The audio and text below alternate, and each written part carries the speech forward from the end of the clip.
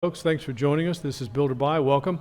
We meet every Wednesday from 1 to 3. We talk about building, buying, and upgrading computers. I want to thank you for joining us today, and Merry Christmas to everybody. As you know, Joe Wintery's not here right now. He's supposed to be in the hospital. I got a message earlier that said someone, I think Vicky, had talked to him this morning, and he's fine. He's going for testing. Well, he needs more than testing. I think he needs some breathing treatments. Oh, here's the microphones. Let me hand those to you. Thank you, Robert. How's the eyes? Stereo color, Oh. both eyes. Oh, good. Glad you're better. When I heard you were dilated, I was going to send you a message, but I thought, nah. There you go. Anyway, the stuff we talk about on the first Wednesday of the month is usually cloning, imaging, and backup. And I've done some stuff preliminary that I want to show you that I think is significant, because there's three ways to do this. And I call it the 3 M's. I've got, there's the manufacturer's plan, there's Microsoft's plan, and then there's Macrium's plan. Now, if we take the first point, and this is specific to a laptop, but it can also apply to a desktop, whether you have built your own machine, but more specifically if you've bought a machine, because you'll have the manufacturer's plan. And what the manufacturer offers is a way to restore the machine to its factory default. So, for example, on this laptop, this is an HP Envy 17T, and I'm going to go over here to this computer and I'll bring up Explorer, and I'll show you what I'm talking about. That would be computer number 1. If you'll notice, when I go to this PC on computer, there you go, I've got the Windows drive, C drive, and I've got a recovery drive. And that recovery drive has got a lot of stuff on it. Let me zoom in on that for just a minute. So I have two options. I can either use the recovery drive or I can create the recovery disks. And all this stuff we talk about doing, depending on what your end result, what your end game plan is, can have a significant impact on how you're using your computer. First of all, always back up your data, copy it to a USB stick. And what I'm going to share with you, you really ought to have 4 different memory sticks, each one committed to each one of these solutions. One memory stick for backing up your data, another memory stick for creating this recovery plan that the manufacturer has, which would be the recovery disk. Now, the recovery disk has typically been a CD or a DVD. This machine has a DVD, but this machine will also boot from a USB drive. So if you have the ability, you can create that recovery disk, which is a one-time deal. And I'm going to go to this computer and I'll show you the process. Because it's been done, I captured the process.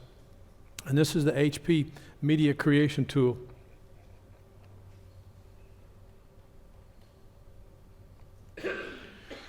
So I'll go down to HP, and I'll look for the Media Creation Tool.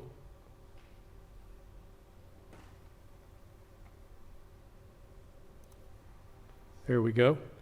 And we'll click on that. Do you want to allow this app to make changes to the device? HP Recovery Manager, I'm going to say yes. And this is something that is needing to be done for quite some time. This is the HP Recovery Manager. Create recovery media. You're only allowed to create one set of recovery media. So I say accept, then I'll click continue. And I have the option to either create a DVD or to do this on a USB thumb drive, the flash drive. So what I chose, if you'll notice, if I did this with a DVD, 3 disks would be required.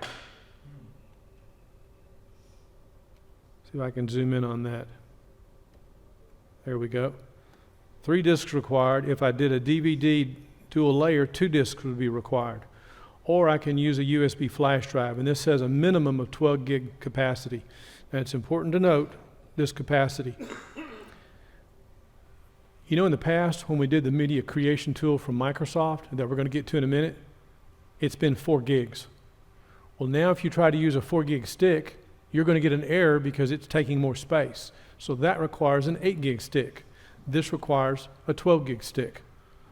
So overall, because the technology that we're mixing, I always say, I want to get the biggest I can without going over that limit, because all of these are using FAT32.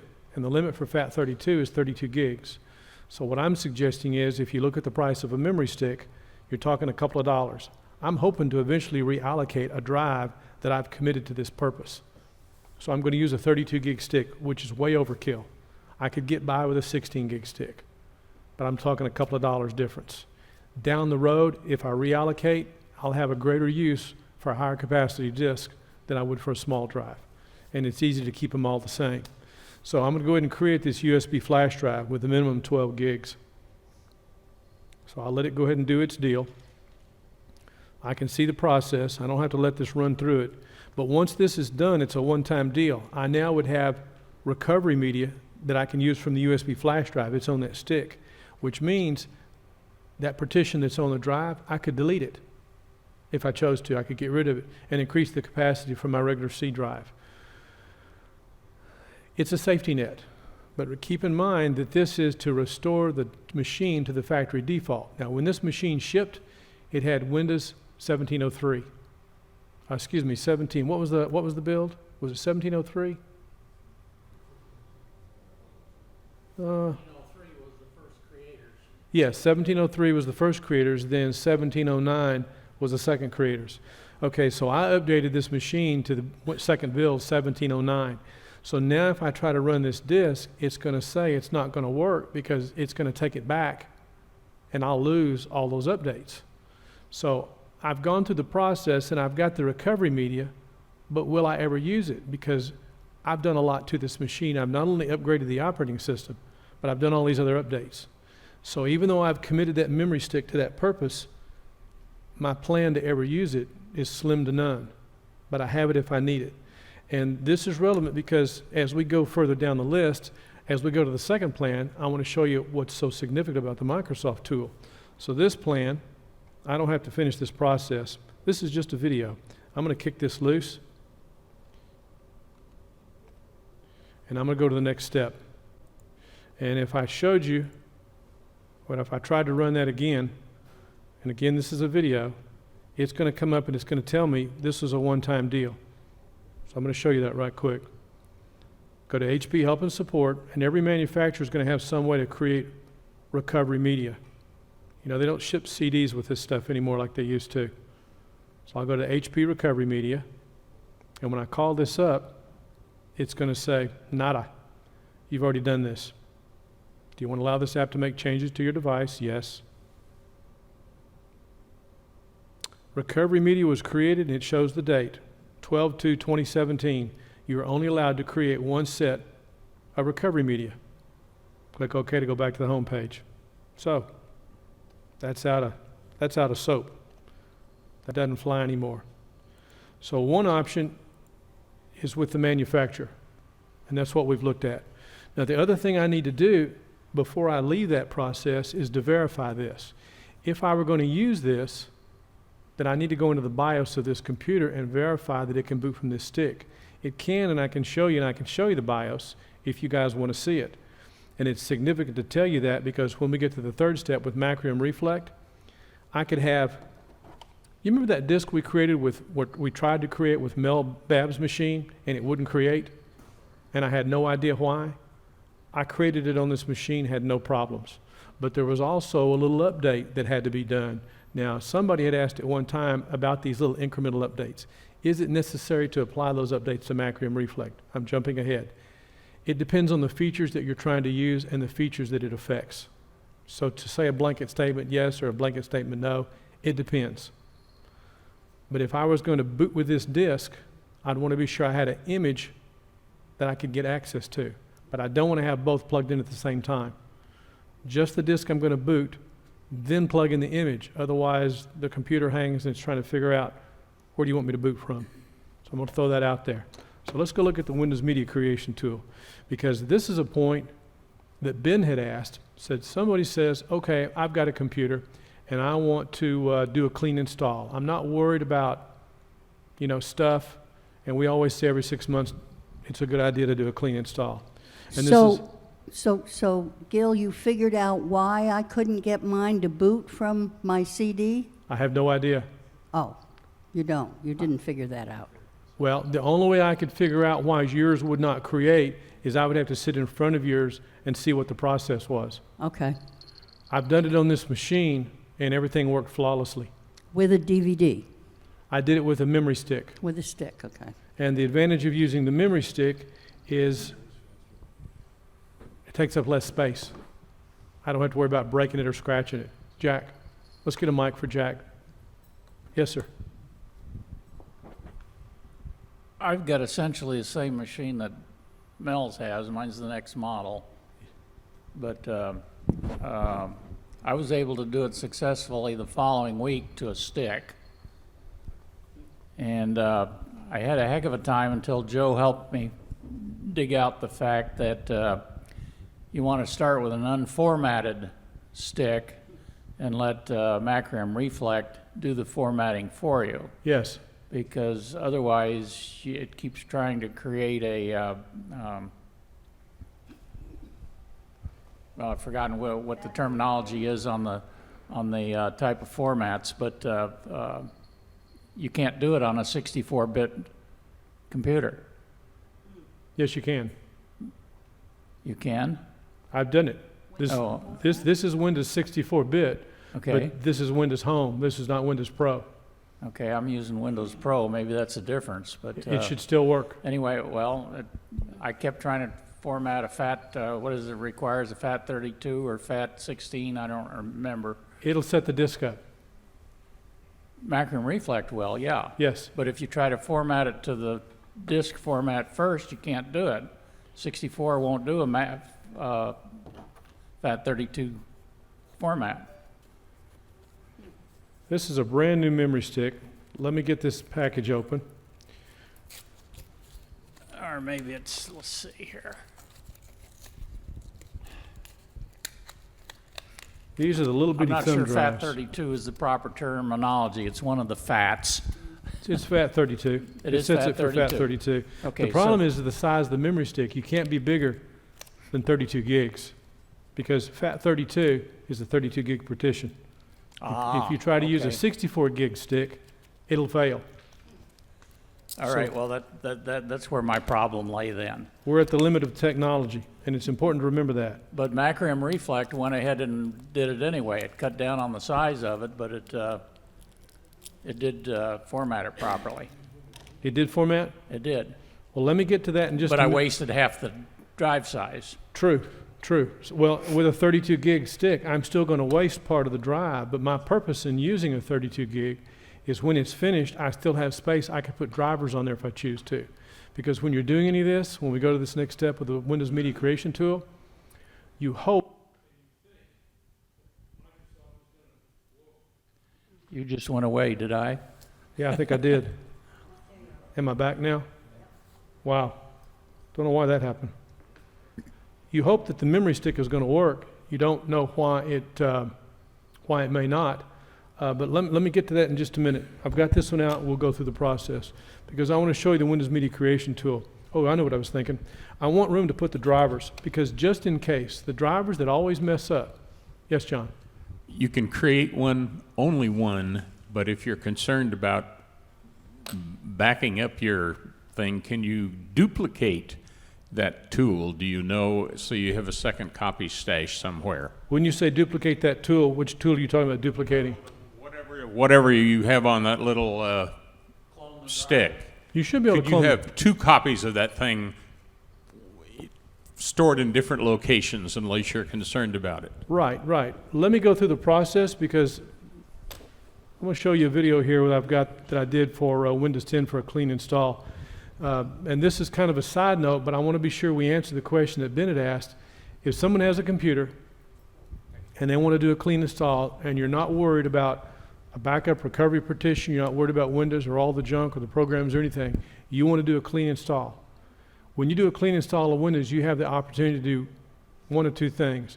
Either to do a clean install of the current version, and if you download the new Windows Media Creation tool, you will get the current version of Windows, build 1709.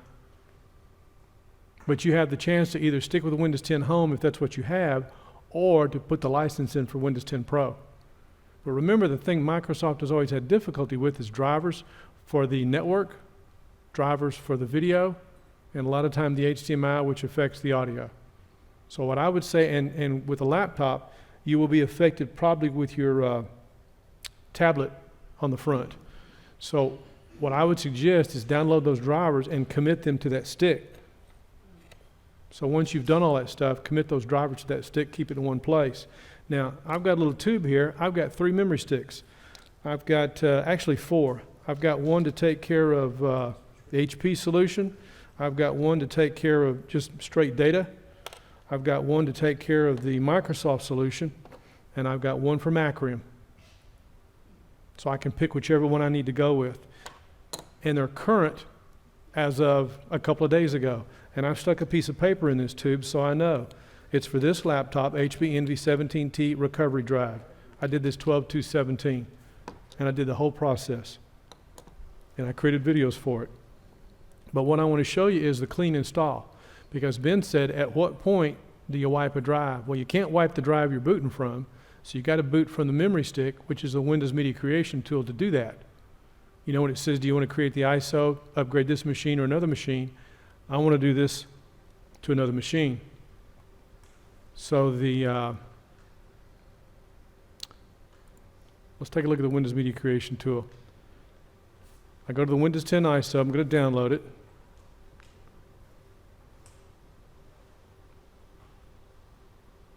And this takes us to the link, and this was something I think John Albers was having trouble with. John, did you finally get Windows installed good? Okay. Like somebody else had said, you were on a site probably other than Microsoft. So we're going to download the tool, create Windows 10 installation media. Says you'll need a license, yes. But remember, once you've activated Windows, for example, this has Windows 10 Home on it, I can do a clean install and it'll activate automatically. But if I change the license to Pro, then I have to put a key in for Pro to activate it. So I'll go to the Media Creation tool. I had 3 copies of it.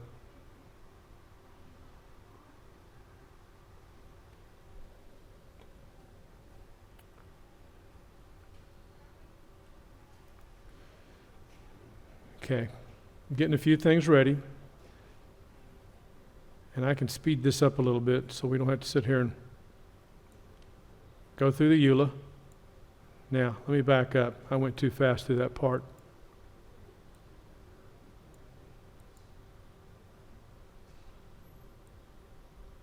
This is a short video.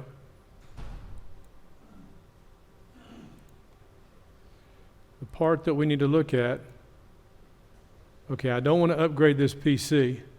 I want to create the installation media, USB flash drive, ISO, whatever, for another PC. So I'm going to click on Next. I'm going to do Windows 10, 64-bit, so I'll use recommended options for this PC. Now, it's important to note, if you do this and this process fails, the reason it could be failing is probably the number one reason is you need to run disk cleanup. I ran this on the laptop and it wouldn't run. I ran it twice. So then I ran it on the desktop. I had no problems. And you know how to run disk cleanup. So if you have an error trying to create this disk when you get to the end of the process and it says there's something wrong, run disk cleanup. And when that fails, go to another computer. In other words, another computer to create the disk. I did not run the tool, but I did use this on another machine, another desktop machine, because in the process of working on this machine, see, I don't want 32-bit, I want just 64-bit. The reason for having 32-bit is not as big a deal as it used to be. And the further we go forward, the less important the 32-bit is. So we're going to go for a USB flash drive. We'll choose which media. And you notice it says it needs to be at least 8 gig. It used to be you could do this with 4 gig, but it has to be 8 gig now. And if you try to do it with 4 gig, you'll probably get an error. So we'll go for the USB flash drive. Now it sees the 2 drives.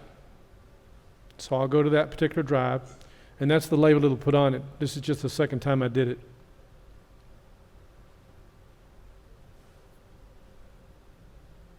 Now it'll download Windows. I'm going to skip on ahead.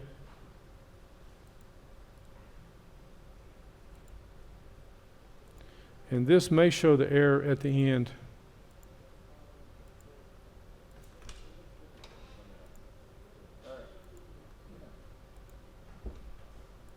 Creating the Windows 10 media.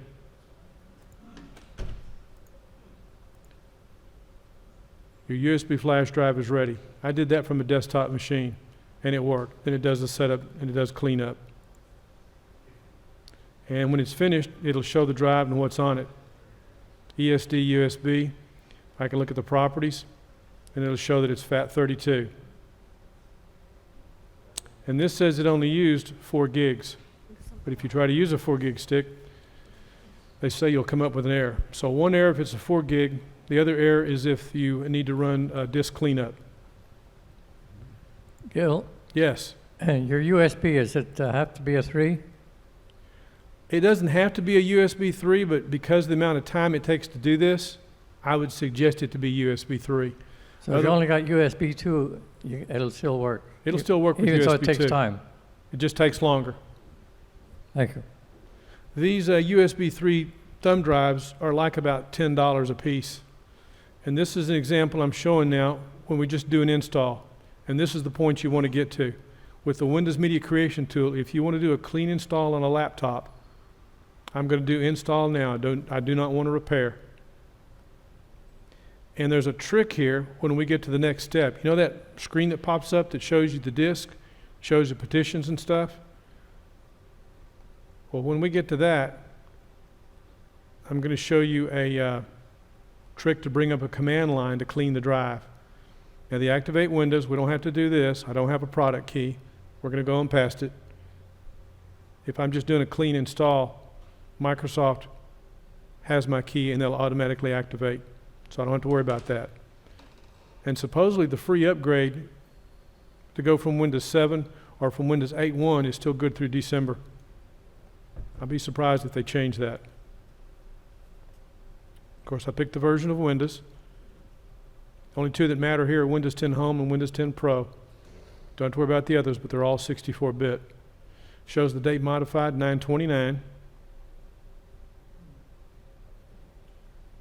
So I'll go to 10 Pro. Accept the EULA. Now here's what's important at this point. You don't want the first option, you want the second option. It says custom install Windows only advanced, because we're getting ready to wipe the drive. If we've got, like this laptop, where we have a C drive and a recovery drive, and I want to get rid of all that, this is where we're going to do that. Because we're booting from the memory stick, we're going to choose a custom install. And from that custom install,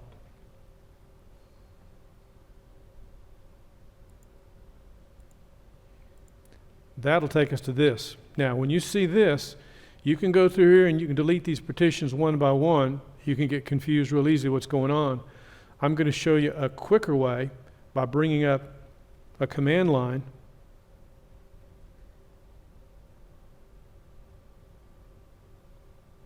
And we're going to use diskpart. Have you guys ever tried diskpart? It works wonders. And it's very, very quick. We're going to use diskpart clean instead of going through those partitions and delete them one at a time.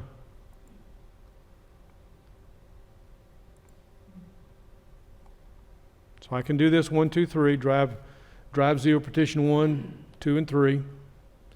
And that's the key sequence. What you want to press is Control, I believe it's Control F10.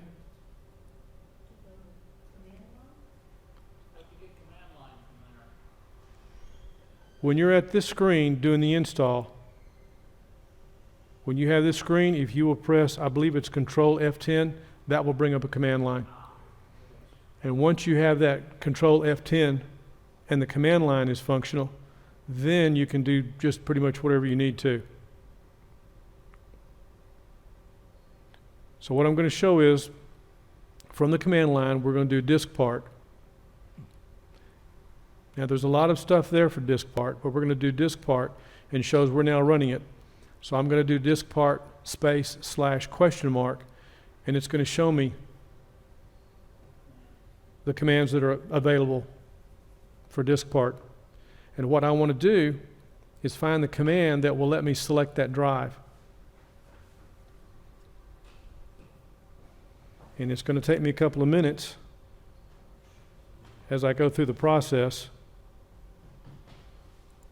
because I'm going to select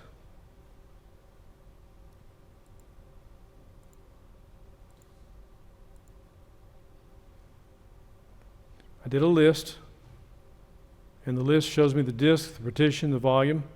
So now I'm going to do disk, and what I want is disk 0. So instead of showing you all these commands, list, disk, okay.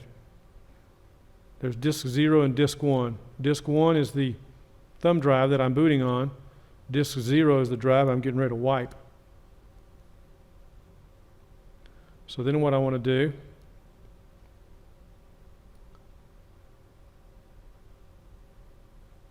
so I typed disk 0, and that's not the command I wanted. So disk 0, that's what it shows. So what I need to type is select 0.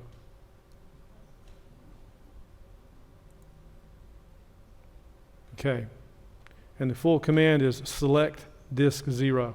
So once I have selected disk 0,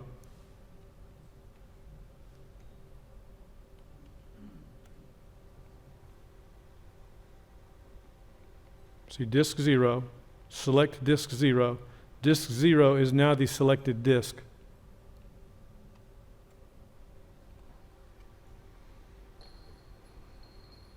So now what I want to do is I'm going to clean that disk.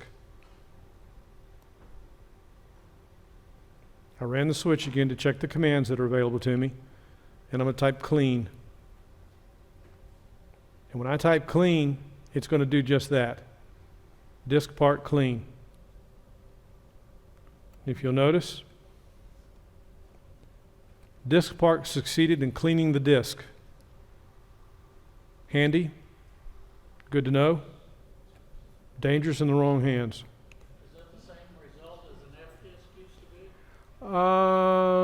be? You could say that.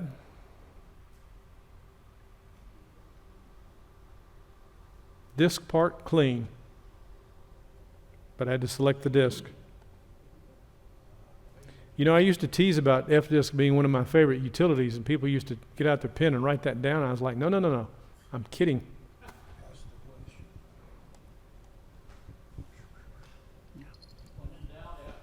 That's right. F-disk always works. So now all I need to do is get out of Diskpart, and all I need to do is exit, and then I can close the command, leaving Diskpart. So I'm back to X sources.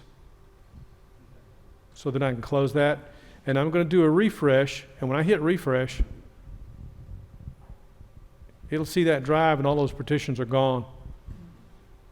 So I can either go ahead and create them, or I can just go next, which is what I'm going to do, and it'll do its thing.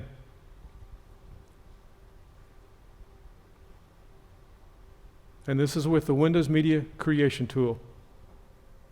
And I'm booting from a USB drive. So now we'll do an install, and it's going to be a clean install of Windows. And when it's finished, we'll be up and running. As it reboots, changes the resolution, sees the display. And if I had any issue with drivers, that's why it's a good idea to get those drivers copied ahead of time. So we come into Windows.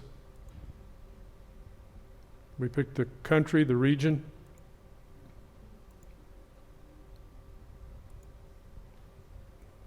Then we set up our network, and of course I like to set it up for personal use. And I'm not going to sign in with a Microsoft account. I'm going to create right down here in the bottom left. And the reason it's showing that is because I have a network connection. I want an offline account.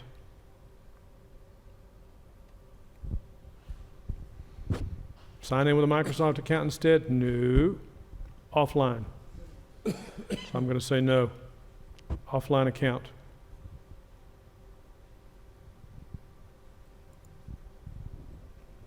Then I put in the user, and I'm back up and running. And we have an offline account. Okay, that's the benefit of the Media Creation tool.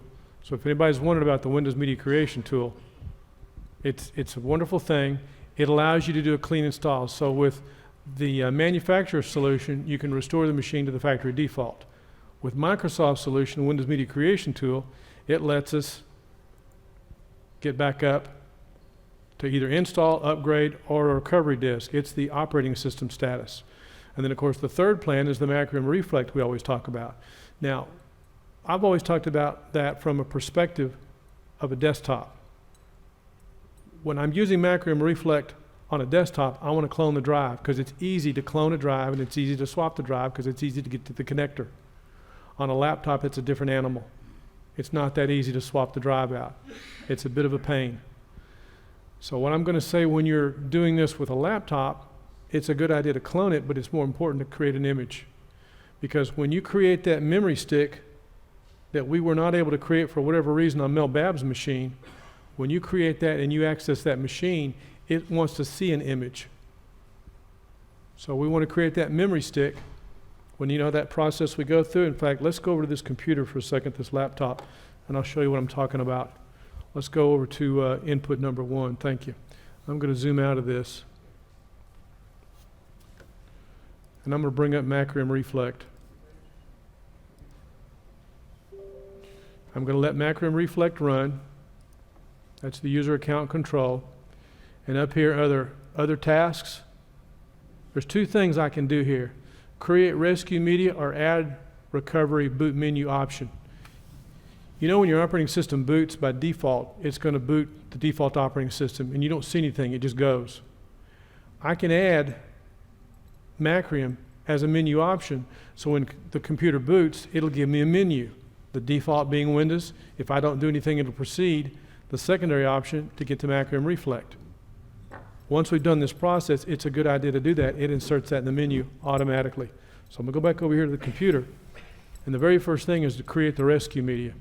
So if I say I want to create the rescue media, the PE version that I'm using is the default that it recommends.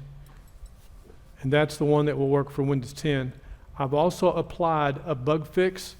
Even though I had the latest version of Macrium Reflect installed, it did a incremental update for one of the features. If I was using, it would make that feature work. Otherwise, that feature would be confused and not work. And I'd have to go back and look at the file, the README file, the help file, and tell you what that update was all about. But if I want to go ahead and do this, then what we've got here is the rescue media is required to recover your system if it will not boot. The Windows PE Rescue environment is a self-contained version of Windows containing the Macrium Reflect application. It will enable us to, number 1, restore the system from a backup, because you've got the option of, with the manufacturer, restoring the computer to the factory state.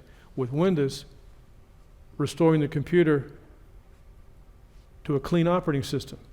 Or with Macrium Reflect, we're restoring the computer to the current state with all our applications and everything else installed. So we can fix booting issues. We can also enable the system to boot on new hardware using redeploy. That's another tool. The other features of Reflect, such as making backups or exploring backup images, are also available in the rescue environment. You should always test that the rescue media will boot to be sure the media is not corrupt and your system is compatible with the chosen version of Windows PE. This wizard will create Windows PE 10 rescue media supporting the Unified EFI Secure Boot, USB 3. It also supports USB 3.1c, I found out. Hyper-V Generation 2 virtual machines, and Windows overlay file systems. It's the best choice for Windows 10 systems.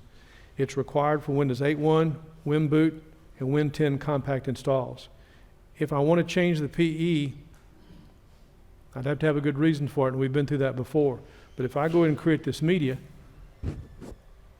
if I click on Next, it's going to show the drivers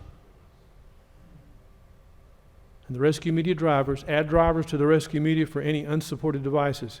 It shows the network wired, the network wireless. It shows the SATA controller, and it also shows the USB controller. All that's there. I can add drivers or I can update drivers. This, for this laptop, will work by default. There's nothing I have to change or add. Yes, Robert?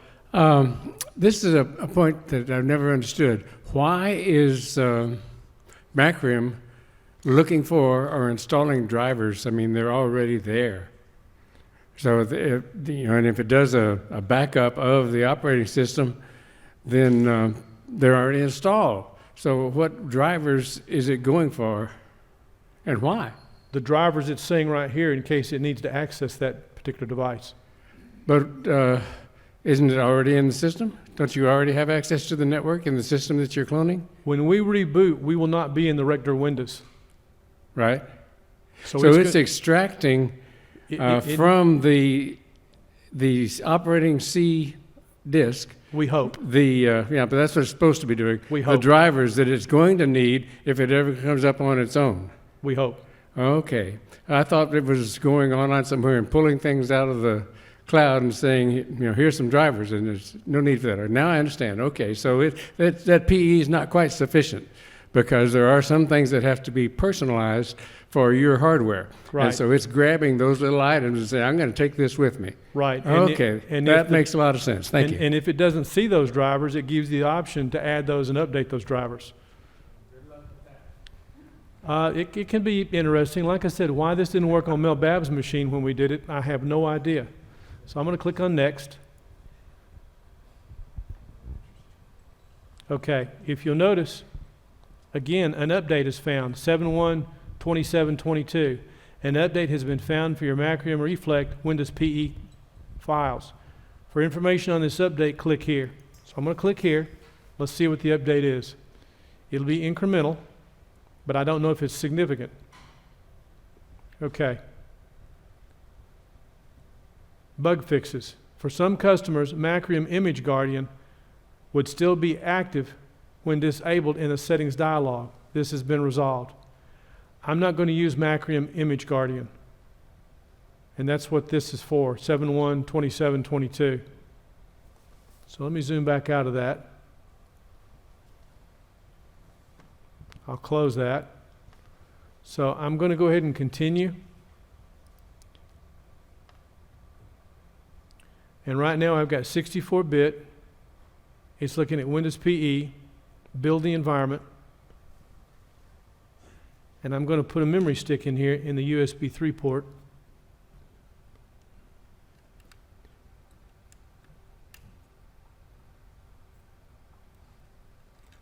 And these things get hot too when it's doing its deal. And there's stuff on there that I don't care about. That popped up automatically. It just tells me what's there. It's a SanDisk. I'm not interested in those files. So I'm going to let it go ahead and build this. I could also do a custom WIM, the Windows image, but I'm going to use the default Windows image, and I'm not using BitLocker, and the PE architecture is 64-bit. So I'm going to click on Next. And it's going to copy the Windows PE boot files. I could view the log, mounting the Windows image file. And when it gets through, it's going to ask me where I want to put it. And at that point, I can either select to put it on a DVD, or I can put it on a memory stick. And because I've plugged in a memory stick, that's what I'm going to choose. And now each one of these options, like I said, every computer, you're looking at 4 memory sticks. 1 to back up your files. That's just a straight copy your stuff, copy your data. 2 from the manufacturer's standpoint to create your ability to restore your machine to factory default. The 3rd memory stick, of course, would be for the Microsoft solution. And then the 4th would be for being able to boot to get your image, to get your machine back up and running. Now I'm going to go to when this is finished, I'm going to go to the BIOS of this computer, because this is another interesting thing that Joe pointed out on Nick Streeter's machine. When y'all went into the BIOS, you could change to boot to a USB device, but it only saved it for that one session. When Windows rebooted again, it changed it back. Whenever you're installing Windows, that's the default behavior. It'll boot off that memory stick the first time, then after that it boots off the hard drive. That's a good solution. With this computer, I can set it and it'll stay. And I'll show you because it's still like I left it. Now, we're at the process where it sees the memory stick, it shows the size. So I'm going to select that USB device, and you saw it did it fairly quickly. I'm running version 7.1.27.22. The date was 11/20/2017, auto-built, 64-bit. And I could rebuild by copying the required files. I don't need to.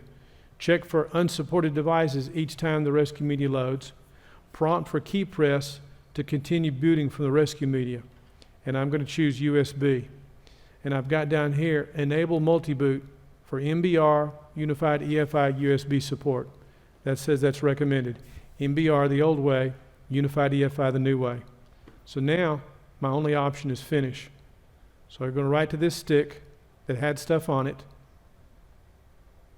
It says create USB, Windows PE rescue media, copying Windows PE files. It's reformatting the disk. Windows PE rescue media successfully created. Please boot this new media to ensure it works. I'm going to say OK. So from here,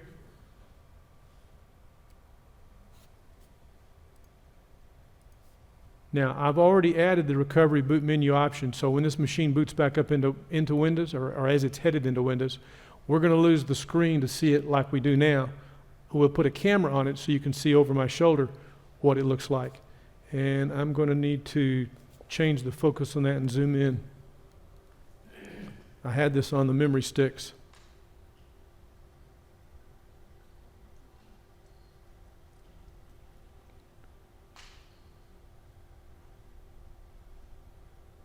And once we get it back up into the BIOS, I'll show you the setting we're looking for. I'm going to leave that memory stick in there because we're going to boot this stick. It's going to take a minute because this is not a fast computer. Now, at this point, it's important to know how to get into the BIOS of your computer. On this particular laptop, I need to press the escape key as soon as I get a dark screen. Now, when you see that screen go dark, we'll change over to the camera. Remember, this is a spinning drive. This is not an M.2 or an M.2 NVMe. Bitdefender threat scanner. That's an error John Lum used to get. Now I get it. As soon as I see the key, there we are, bottom left-hand corner, escape, pause. Now, if this will hold, I don't know if it will, but I'm going to zoom in on this, see if you can see it.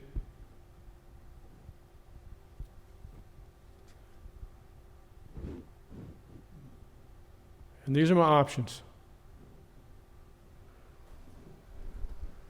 Now then, startup menu, F1 system information, F2 system diagnostics, F9 the boot device options, and F10 the BIOS. I'm going into the BIOS. Now on this particular keyboard, even though you have to press a function key to get the function keys to work, while we're in the command interface like this, the function keys function as function keys. So I need F10. We're going to go into the BIOS. So I'm going to toggle over to System Information. I'm going to go down to Boot Options. I'm going to press Enter. And let me change so you can see this all.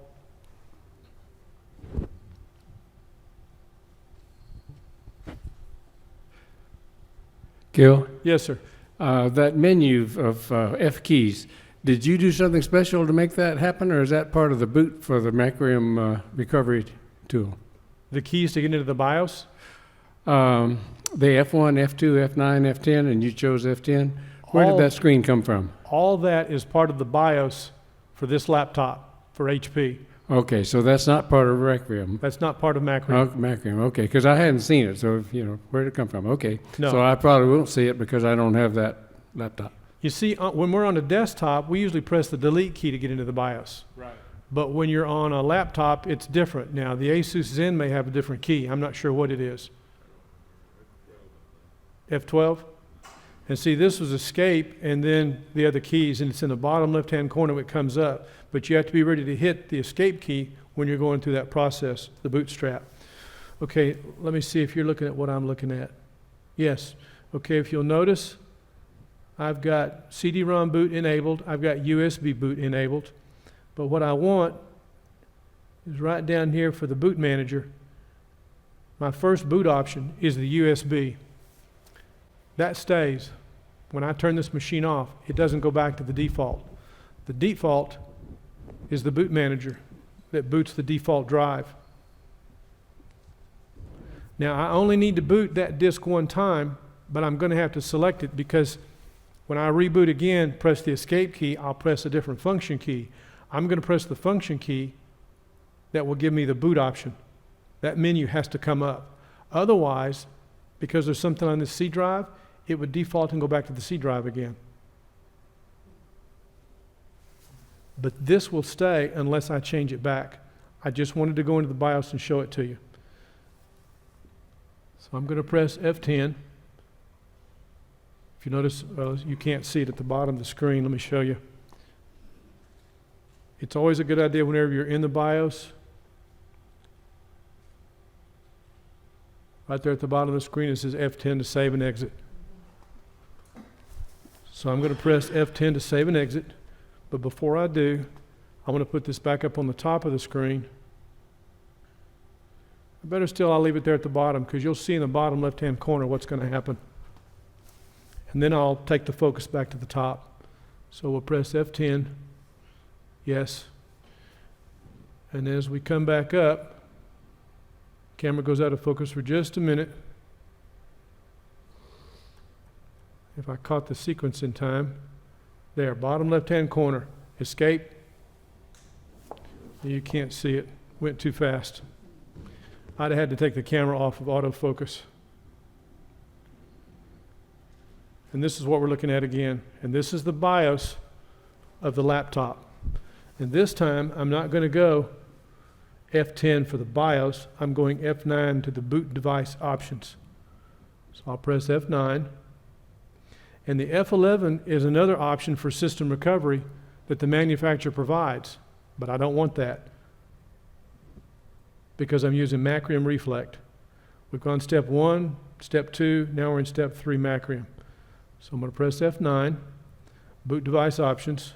I'll get a menu, and it shows me Unified EFI USB, the OS boot manager. It sees the hard drive, which is an HGST, or I can boot from an EFI file.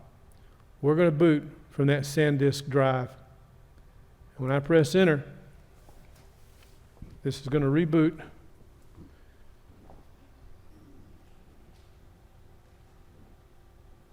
See if I can keep this sharp. And we are now loading Macrium Reflect. But we are not in Windows.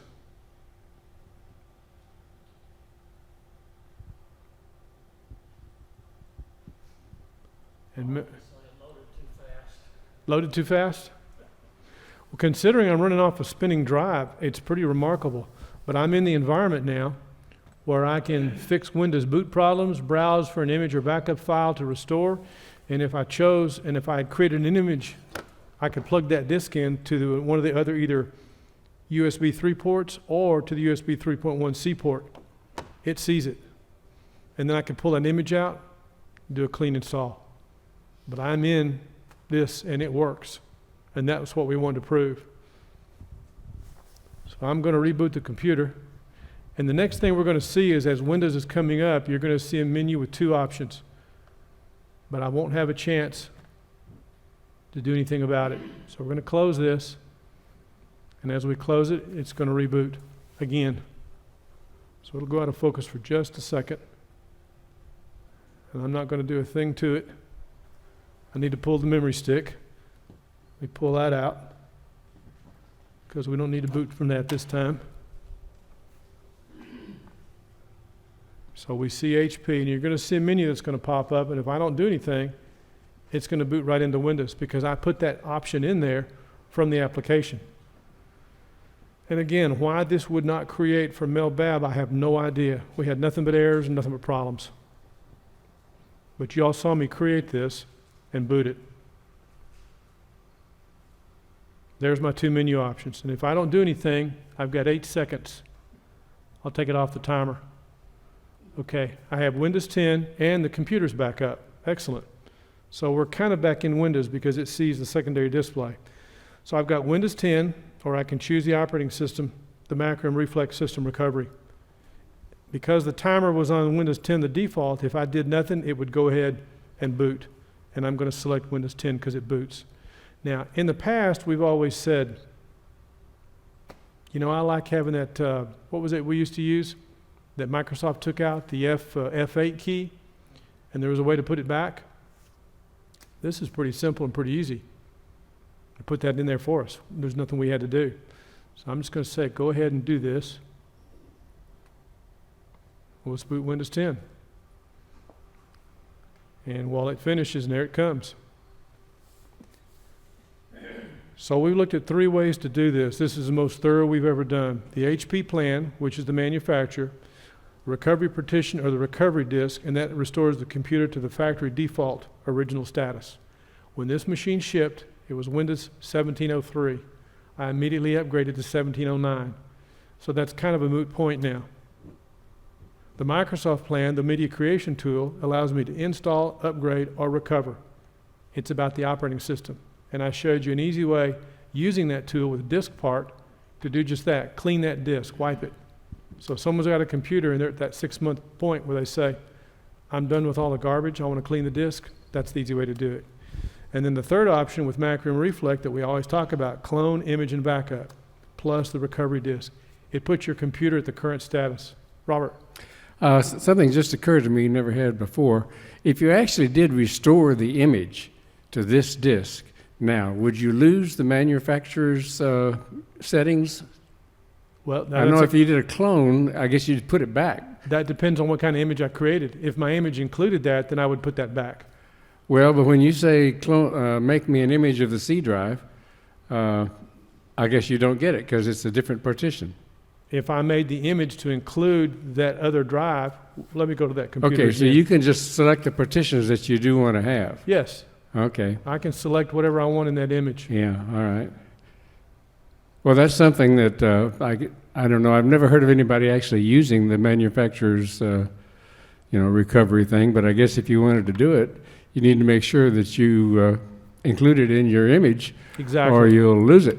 If you want it. And again, once you've put it on a memory stick, I can delete that partition.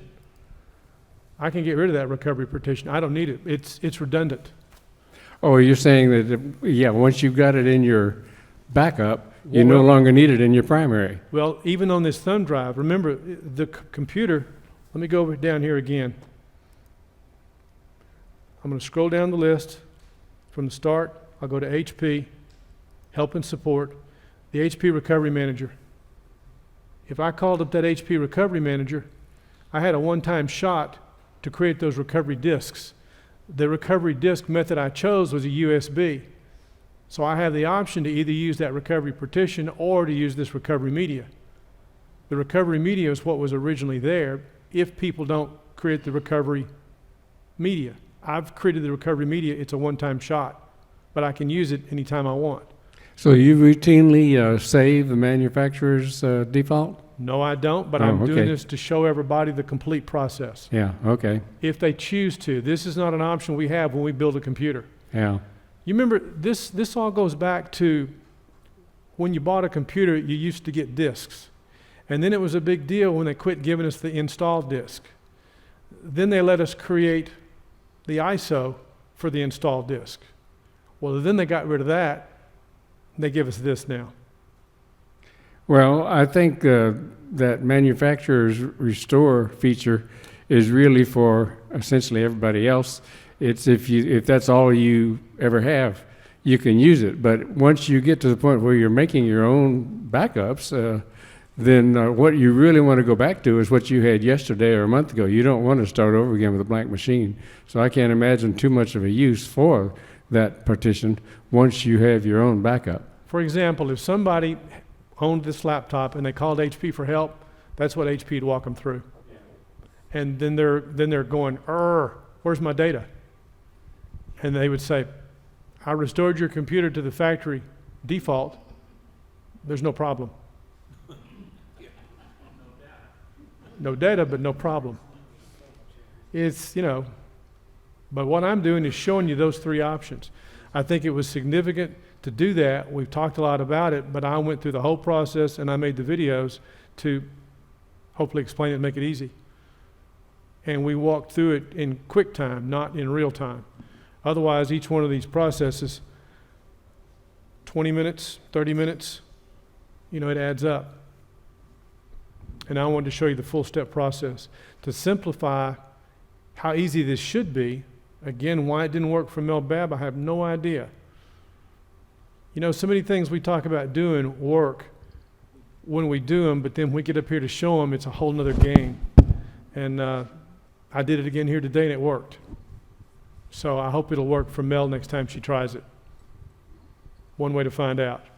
But always verify that that media will boot. Just because you think you've created it doesn't mean you have it. And by default, Macrium used to always put that nag screen up, and I would always say, you know, I'll get to it later. Well, today I showed you it needs to be done. Get a memory stick, create that restoration media, create your image, and put it somewhere safe. And like John Lum said, make a copy of that so you have it in 2 places, just in case. But at the very least, get a memory stick and copy your data. Most all data that everybody has is under users. Let me go back to this computer. Let me zoom out for just a second. And let's go to the drive. This PC, I'm going to click on the, which is the Windows C drive. Most everybody, everything you have is under users. Most everybody puts everything under the user. Very few use the public for share. I do. That's where I put most of my stuff because I share with lots of computers. So if I back out of this and I do a right click on this and say properties, I've got, what are we getting to? 500? A terabyte maybe? 1.4 gig. 1.4 gig. And I've got a 32 gig memory stick here. So it's no big deal to just right click and say copy. Just that simple. Now, that doesn't mean you have everything because you've also got that folder, the % app data %, where a lot of features for some programs, for example, the email client, it puts everything in that folder. It's a hidden folder. So that stuff needs to be hidden. So if you know how to get it out, or if you want to use a program from like ESIS, they've got a program that'll pull that stuff out for you automatically. But it's too easy to do not to do it. Everybody should do it. And that's what Joe wanted to designate, as we said the first Wednesday, clone image backup. So I'll reiterate, for the desktop, I like to clone because it's easy to swap a drive. But for a laptop, it's not so easy to swap a drive. Image it. Create that memory stick and image it. So Nick, did you get your nickel's worth today? More than. I hope so. I did this just for you and just for Ben. Did that answer your question too, Ben? Part of it. Was there more?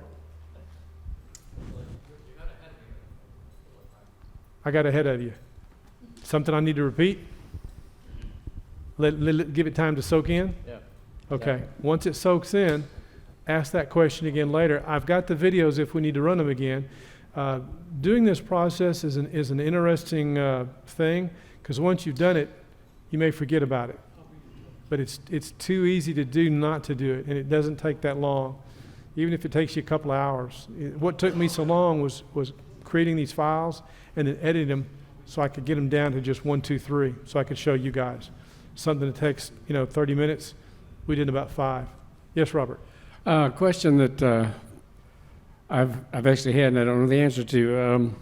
If you do an image Yes. and you go to restore to a clean disk, and the issue of whether the disk should be or is a GPT, will the image fix that to whatever it is? If you made an image of a GPT, will it GPT your blank disk that isn't?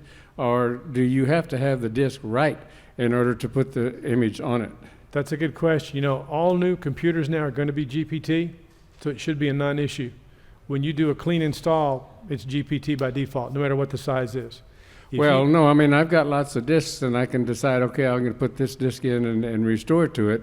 And so so I need to know whether to make that say a 1 terabyte GPT disk. It's not a 4 terabyte, so it didn't need to be GPT. I can go through the process and I can No, show you. I'm just looking for the answer, yes or no. I Will don't the have- I don't have image an restore it, or do you have to get it right before you try to re-image? The only answer I have right now is what I've shared with you. Okay. I don't have that answer. But it's a good question. I'll look into it and find out. It should, but I don't know. This, what we've done, and we've had a lot of talk about, and that's what I wanted to share with you. So, any more questions about cloning, imaging, or backup? Ben? If I have a drive that I've already had a clone on it, and I want to clone again, what does it do to the first cloning on the hard drive? Zap. You shouldn't have any problems, and that's an interesting question. There was a program we used to use from Norton, and I believe it was,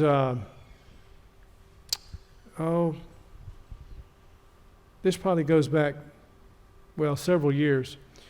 And I believe it was, anyway, when you cloned with that program, you cloned and made a clone and then cloned again, it put a signature on the drive that prevented that from occurring. There was a certain place on there where you had to wipe that spot out. That's not a problem with this. You can clone. You won't have any issues. That was one of the reasons we quit using that Norton product. So when you create a clone and you clone again and clone over it, it won't hurt it. There's nothing that it writes on there that prevents you to keep doing that. So if you- The version of Ghost that was from Norton, yes. Ghost originally did not have that. And I believe, I'm trying to think who used to show that.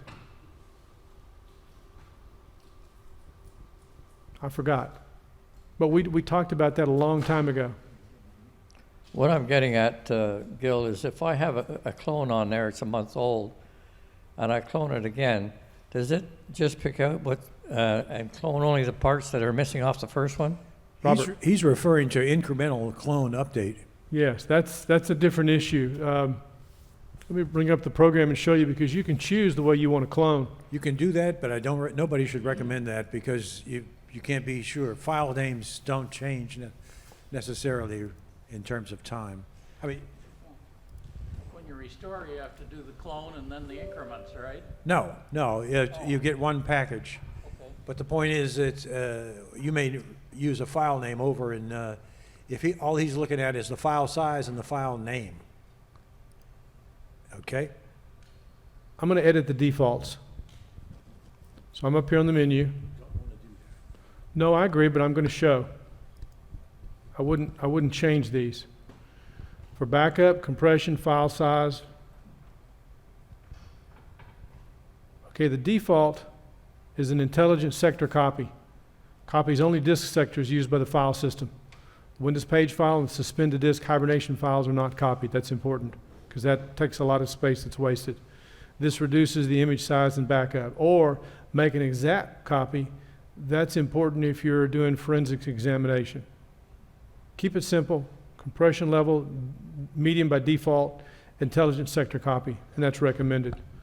That's the default.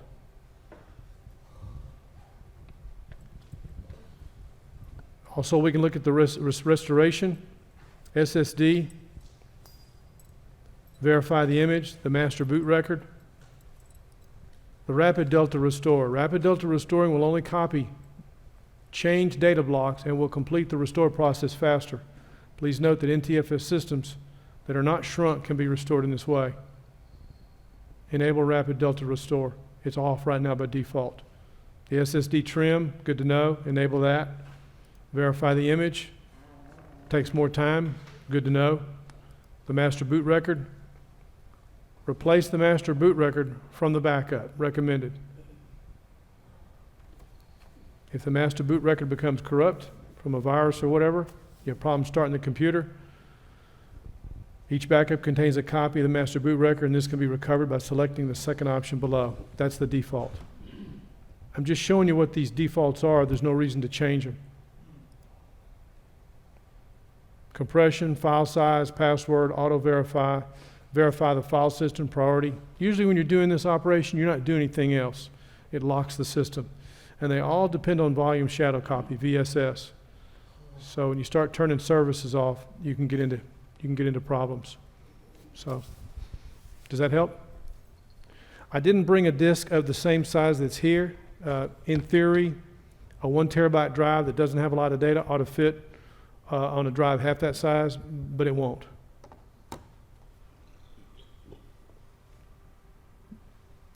Any more questions about cloning, imaging, or backup? Nobody? Okay. Let's move on to some of the news and stuff that's been going on. Laptops are a big deal right now. We talked last week about this HP. And is Jim Fallon here today? Jim didn't make it. Jim was looking at a new laptop, and something Nick and I and Ed Hansen were talking about a while ago. You know, it's funny when you're looking at a laptop and you're thinking about bang for the buck. Change one thing changes everything, because I look for one thing for a laptop, and I consider this HP Envy 17T a bang for the buck. Whereas what Jim Fallon was looking for was something completely different. He wanted something really small, easy to carry with him on an airplane. I like a bigger screen. He wanted a smaller screen. Change one thing changes everything. Lou Warren, she got the laptop that I think was the best that I judge all of them by, which is the Asus Zen. She's turned around and bought one now for her husband, but the one that's best for him is not necessarily one that's best for her. She has an i7. He's getting an i5 or an i3? An i5. And I think it's going to be great, because he's coming from a tablet, and he's been totally against a computer for as long as I can remember. But he loved his tablet. He's decided now he wants a little bit more, so she got him just a little bit more, and I think he's going to be pickle-tink about it. But for him, that's bang for the buck. Now, the other computer I've talked about, and I've got up here in talking points, is the one from Asus, the Asus Zen. I've been tracking that computer. It's available direct from Asus. It's available from Excalibur PC. It's also now available on Amazon, and that is the Ryzen laptop. It's the Asus ROG Strix. Now, that too is bang for the buck if you need that kind of processing, because the processor in there is a Ryzen 7 desktop processor, just like the machine that Lou built for the desktop. But that is a laptop. That's a laptop with a desktop processor. If you need that for the purpose of rendering, $1,500, everyone's got the same price on it. That's a bang for the buck laptop. We may eventually get one of those up here we can look at. It just, different computers for different folks. You have your list of things you're looking at. Like I say, I go to Costco and I'm looking for a deal. The first thing I look at is I look at a screen size. I want a 17-inch screen. And Lou and Nick and Andrew, that's a 15-inch screen. I had it in my head that was a 17-inch. After talking to Nick, I realized it was not that big, but it's easy for you guys to carry. And that's what's important. So much of this stuff we've done over the years has been about desktops, and we've talked about laptops, but some of these things like cloning, imaging, and backup, doing it from a laptop is a different perspective. It's a different mindset. It's the same tools, but it's a different way of doing things. So we have to look how to use those tools to make it easy for us and keep it simple. And I hope that's what we did with the stuff we did a while ago. I've got some links up from some things we've done, also the HP Envy, and I've got some information up on the next build of Windows, version 17035. You know, here we go kicking and screaming. Not all of us have the current. And Andrew, did you get my email? You didn't see it. Well, I sent it kind of late. I didn't bring your computer. I don't have it finished. My plan A was I was going to upgrade your video card, and I was going to make a video about the video card. But I spent my time building videos for today for this. My plan B was just to get it done. I had to go to plan C. I didn't get any of it done. So I'm going to get it done. What I want to do is watch the process of why your machine would not upgrade. And the reason I mention this, because it may relate to this bill 17035. You're trying to get 1709 right now, but I'm curious if it may be for some of the same reasons, that there's a bug check going on preventing it, or if it has to do with some of the drivers. I don't know. But when I do it, I want to be able to sit there like flies on honey and concentrate on it. So once I do the video card, then I'll go after Windows. And I want to get a video out of it, but I'll get it done for next week. I just felt like this today for cloning, imaging, backup was, to me, a big deal.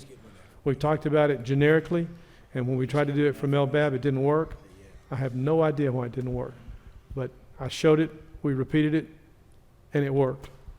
Yeah, I might have found out a way. You're okay with that? Right, I'm okay with it. Wouldn't have it no other way. I appreciate it. Thank you. Thanks for your patience. It was one of my round two-its. How's your back doing? Or was it? No, it was your neck. Yeah, it's better, but it's still there. Still I got giving you scars. grief? Got to go have some therapy done on it. Wow. And Manolo, how are you enjoying your new laptop? Can we get a microphone over here? Oh, he's coming. Wait till he gets over there for you. This HP Envy was the laptop that I suggested Manolo get. He was going to be gone for the holidays, so he went ahead and bought one. Manolo wasn't here last week. He was off playing. Here comes the mic. Thanks, Robert. Here you go, Manolo. Okay. So what do you think of your laptop? Do you like it? Yeah, I got your suggestion. I got this, and I appreciate your. Am I on? You're on. And appreciate it. I've turned it on. I'm kind of awkward on it, and I don't. Seems a little slow. It is a little slow because it's got a spinning hard drive in it, but that makes it less expensive. What now? It's got a what now? It has a spinning hard drive. Okay. It doesn't have an SSD in there. Oh. That would make it more expensive. Okay. All right. Well. If So you, it's okay. If you want a faster one, it's going to cost more money. Yeah. Well, that's okay. Now, in 6 months, I'd say give it at least 6 months. If you decide to upgrade that, that would be the time to put in an SSD. Okay. And then then you can put an SSD in there. Yes, Oh, okay. you can put And it. why do you have to wait 6 months? You don't have to wait. I'm just suggesting use it like it is right now. Okay. But if you don't like it, we can find a different model for you that's faster, but it's going to cost more money. Okay. If you want to put an SSD in there now, we can and do a clean install. Okay. We usually recommend when you're running Windows, about every 6 months, it's a good time to do a clean install. Okay. So that's why I said in 6 months we could put an SSD in Okay. there, Okay. do a clean install, and run through some of this stuff we talked about with Windows Media Creation Tool. Okay. Now, you have Windows 10 Home on there. Yeah. If you want to keep Windows 10 Home, I think it'll do everything you Okay. want. But if you chose to go to Windows 10 Pro at that time frame, that would be a good time to do that. Okay. Well, I'm gonna play with it, get familiar with it. I don't know how to get Google in there, and I was hoping Joe would be here, but maybe when he. How to get Google for the search engine? Yeah. Which browser are you using? Which what? Which browser? I don't know. Oh, Xfinity, I guess. Is that? You mean you're using the default browser from Microsoft? Edge. You're using Edge. Thanks, Robert. The default browser from Microsoft is Edge. Okay. Internet Explorer is still there. Okay. Or you can go download the browser from Mozilla, or you can download Google. Do you like the Google browser better? Well, I had Mozilla on there, and then when I click on that, Google comes up. I don't know how that was done, but Google just superimposed himself as a search. yeah, it's superimposed on Mozilla, I guess. Okay, are you saying you want to use Google as your search engine? Yeah, yeah. That's easy to do. Which browser do you want to use to do it in? I'm asking you so I can tell you how. Well, I guess Mozilla, right? If you install Mozilla Firefox, that's easy to make it Okay, happen. okay, You can download Mozilla Firefox direct from Mozilla, okay. or you can download it from Ninite. From where? Ninite. N-I-N-I-T-E. Let me go to that computer right quick. Let's go to computer number 1. Thank you. Okay. I'm going to not bring up Microsoft's browser. I'm going to bring up the browser that I like, which is Mozilla Firefox. Yeah, that's what I like too, yeah. Now, when I went and downloaded this browser, I did not use Microsoft Edge. I used Internet Explorer. So what I'm going to do is go to ninite.com, which is Ninite. I'm going to press enter. And this is the safe place if you don't get it from the manufacturer, from the original. This is the second place to go from. And if I go over here to right here, Firefox, and I could download Thunderbird, Say I just want Firefox the browser. Okay, Right there's the place to do it. okay, And I go down here to the bottom, and I can say, get your Ninite. And that says Ninite Firefox installer. I'm going to save it.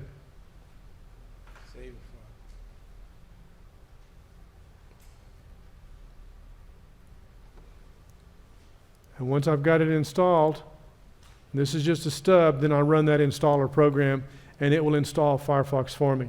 okay. Now, I've got Firefox on this machine.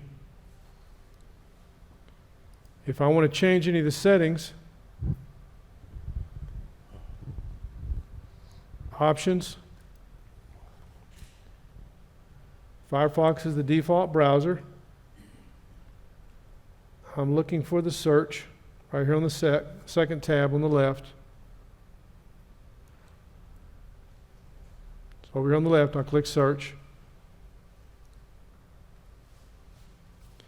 And the default search engine right now is Google. Okay. If it were something like Yahoo, right here's where you change it.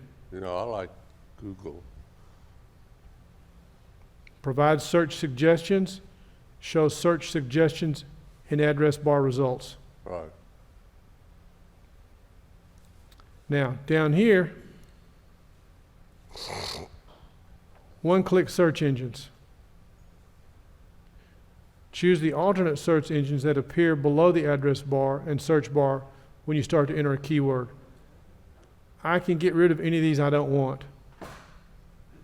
If I want Google to be the top one, I just click and drag and make it the top one. Get rid of B. Does that help? I think so. Yeah. Okay. I'm sorry Joe's not here. Thank you. Thank you very much. He's supposed to be going to the hospital. He's having difficulty with his sinuses. So we're having to make do with me today. And you can also find more search engines. Google's what I like to use as well. So just remember to get to that. Jack. Yes, Jack? Is there a way with Ninite, the one thing I dislike about it is as far as I can tell, it insists on installing the C drive programs when you download from there. Is there a way to configure it? Now, you know that, I like to do mine to drive D. I hear what you're saying, and there's a good reason for that. That's a good point. That I'm not sure of.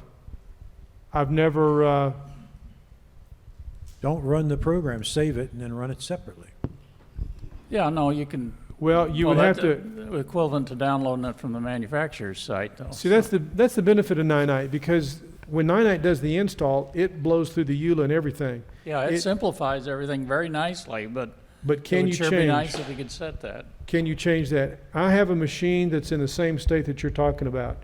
I have an M.2 drive for the C drive, but I install a lot of stuff to the D drive for that very reason. I can't use Ninite on that machine. I'm going to look into that. Is there some way to customize it? Now, if we were using Ninite Pro, absolutely. But is there some way to do that with Ninite, the free version? I don't know. That's a good point. I'll look into it. Yes, Ben. Can you go into D and try to do it access it that way? Go into what? D drive? Go into D drive Yeah, and access the program? yeah. Well, when Ninite downloads and installs, it does everything but default to C. So I don't know any way to customize the install routine. See, I've got the installer, but if I do right-click properties, I don't know that there's any way to change, and I've never really thought about it. I just accepted it. Gil, Yes. what would be the reason to install a program on the D drive? Because if you do that, then when you do your clone or your image of the C drive, you won't get your installed software. Well, then you got to remember to clone C and D. Yeah. Well, I understand putting data on the D drive. I do that. I don't put any data on the C drive, but I put all the programs on the C so that each time I do an image. I do an image every Wednesday. To keep it simple, I hear what get you're that. saying. Yeah. I've got one machine, though, that's in the state like Jack's talking about. And I have to be very conscious of that because You have a small C drive? there's a 1 terabyte in there, but I don't want to get more than 500. I don't want to get more than half full. Yeah. I do data on E and all the executables that I can on D. And the reason is I screw up C so often and blow it that I like to have even though they won't operate, most of them, I do at least have a list of what I had installed for executables. Okay, well, that's a reason now. That's what I was looking Yeah, for. that's Thank that's my reason. For example, I've got a machine here that I'm looking at. The C drive is an M.2 NVMe drive. But I've also got a 2 terabyte drive in here that I've replicated the folder structure because that's where I wanted to do stuff. And then my scratch drive is a 5 terabyte where I do a lot of video work when I'm done. But I do all that stuff on that 2 terabyte drive. So cloning that is an issue, but I install all the programs in C. I want to keep as few things on C as possible because C has a tendency to just get bloat. For example, we talked about the % app data % folder. By default, that's where your email goes for the email client is on C. So when I set that up, I have to go in and change that default and tell it, that email is not on C, it's not going to be on C, I don't want it writing on C. It goes to this other drive, which in this case would be drive E. And it's no longer in a hidden folder because my email is huge. But when I copy it, I have to remember that and remember the past. So it's, I hear what you're saying. I'm going to look into Ninite. I'm not, I've never dealt with that before. I've just accepted the fact. And like I said, it's probably the paid version that will let you change it.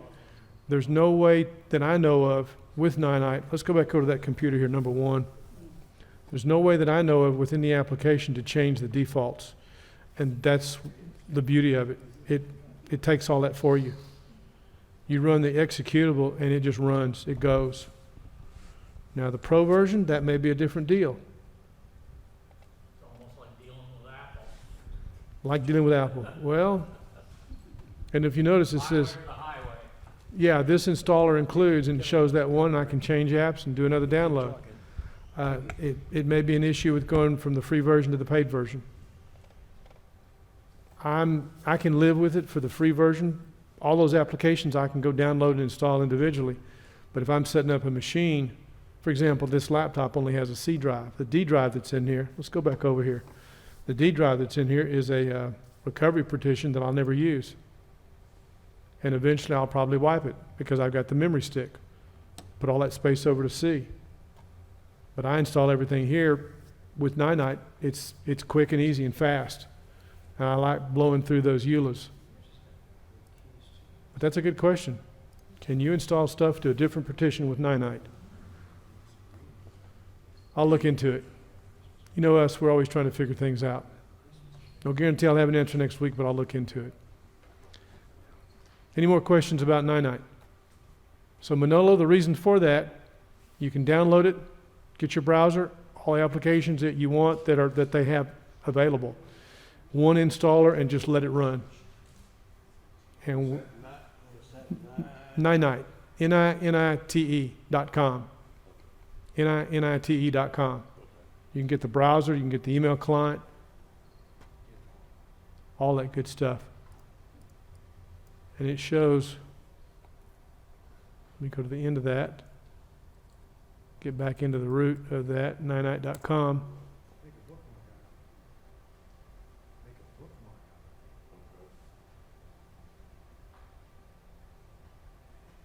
You know, I've watched the installer run, but there's no way that I know of to change it. So it may be the pro version that does that. But for what it does for free, you can't beat it. But you can get Firefox, Thunderbird, all that good stuff. And then I showed you how to make sure that Google's set as your search engine. So even though Joe wasn't here, I hope you got your nickel's worth today. A little bit? I hope so. Let's see, I mentioned to you about the Asus laptops. Also, I've got about 50 talking points in here. I'm just going to breeze through real quick. The ones at the bottom of the list, as I work my way up, I think are important. Microsoft is supposed to end the final free Windows 10 upgrade program on December the 31st. If anybody has Windows 10 Home and you want to go to Windows 10 Pro, and you have, or if you have the key for it, or if you're in Windows 7, or if you're in Windows 8.1, because you have that key, if you want to go to Windows 10, now's the time to do it. Supposedly after that time, it won't work. I think that's a dumb thing they're doing, but that's Microsoft kicking and screaming. And I've also got a link up here on some videos you can take a look at. Some are some things we've done. Some are Christmas-related music. And I've got a link up here that I said last week I'd get fixed for Micro Center. Anybody that's interested in buying the Threadripper. During the holidays, that was the best price. Right now, Micro Center is selling the Threadripper CPU at the same price that everybody's selling it for. So the only advantage is availability. Everybody's got it. But if anybody wants to buy one of those chips, that's another location. Now, Tom's Hardware has an article on that desktop Ryzen CPU in the Asus Republic of Gamers Strix laptop. That should be one smoking laptop. And I've got a couple links up here into Costco. Oh, I've mentioned this monitor before. If anybody's looking for some serious real estate, for example, remember we were talking about 27-inch monitors a few years ago, and Joe thought that was too big? Well, there's a deal right now at Costco, a Dell 32-inch. And it's a beast. Not only is it big, it's heavy. The thing weighs 33 pounds. It's only a 1080 monitor, but it's $150. I can't believe they're selling that monitor at that price. It's got HDMI, and it's got VGA. But it is a beautiful monitor for 1080 resolution. But it's 32 inches. So if anybody's interested in a 32-inch IPS monitor, that is a beautiful monitor for $150. Now, we've got a link up here on Best Motherboards. We got that from Dwayne. You can take a look at it. The Threadripper that I'm going to eventually build, I'm kind of teeter-tottering on the issues with the motherboards, and I'm leaning toward a different motherboard now. Because as I'm waiting for these BIOS updates, and my big deal was being able to have hot swap. I have hot swap on the MSI board with the Ryzen. The Gigabyte Aorus board that I was looking at, I'm not too gung-ho about. But Gigabyte has come out with a new board that looks more interesting. But I'm going to wait for a couple more BIOS updates before I pull the trigger on that. So anyway, there's a link up on some boards, and I'll tell you some more as I get into it. Any of y'all do anything with MIDI? Musical instruments? Well, a program that's been around since day one, since we've been doing computers, was Cakewalk. Cakewalk is now, as of right now, they bit the dust. They were bought by Gibson, and Gibson has ceased development of Cakewalk products, which is a real bummer. But I got a link up on that as well. Now, we've talked about quiet computers. Hexus has a review of a quiet PC no fan A890S silent desktop. You can read about that. And I've got a link up here from Cinema 5D about a fast G drive SSD for those that do a lot of video editing. And some of the deals that they had on software are still going as of today. But you can't beat the price for free for DaVinci Resolve if you need a good video editor. EKB water blocks, they're doing some interesting things. They've got a modular cooler that's worth looking into. And this is something I've been wanting to share with you guys. If for some reason we ever need, like today, y'all turned the lights off so you could see the screen better. This is a pretty bright screen, but if we ever need to get a more powerful projector, I find it kind of ironic. I found one on Amazon. It's a ViewSonic. 5200 lumens, 1080. And the price has jumped back up. But this has three HDMI connections, 2 VGA, LAN port, but just any and everything on the back of that. 3 HDMI. But the big deal about this, it has 5200 lumens. Our projector is, Ben, do you remember, is that 3500 lumens? 35 or 3800, the default. And I think we can kick it up to 4000, I think. But you can see how bright it is, and of course, turning the lights off made it easier to see it. But this is even brighter.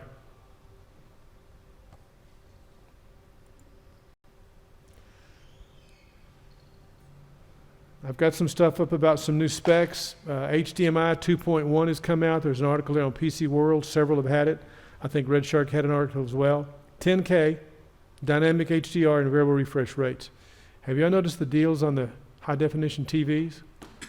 4K. They're talking about 8K and beyond that. There's some crazy things going on with cameras. I know that the 4K cameras are finally coming down in price, and Canon has come out with some new cameras. And I've got a link up here on a YouTube video from AMD. Anyone interested in a video card, AMD is coming out with a new driver model for their workstation class video cards. I hope that new driver, y'all remember when I showed that a few weeks ago? I'm a little disappointed that it doesn't do more in rendering. It's always, who does the rendering, the CPU or the GPU?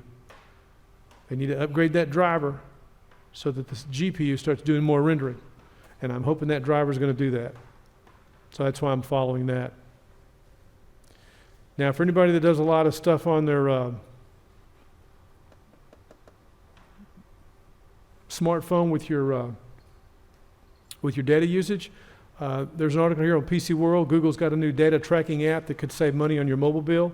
I personally don't have a smartphone, and this is an interesting point. John Lum had asked me, he said, Gil, what kind of phone do you have?